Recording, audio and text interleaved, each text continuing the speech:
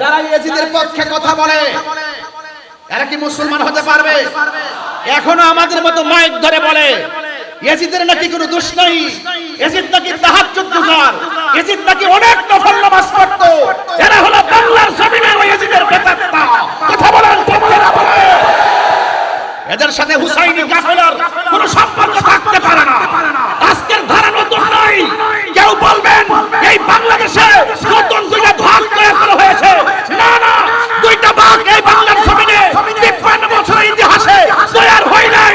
সেই কারবালার জমিন থেকে দুইটা ধারা হয়ে গেছে, একটা হলো ইয়াজিদের ধারা, আরেকটা হলো ইমাম হুসাইনি ধারা। কথা বলেন ঠিক না?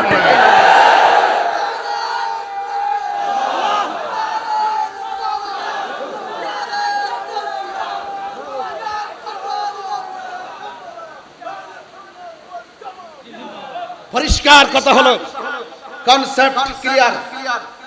আমরা আহলে বাইত রাসূল সাল্লাল্লাহু আলাইহি ওয়াসাল্লামকে ভালোবাসি, জানের চাইতে কম না বেশি? আরো বলবেন কম না বেশি?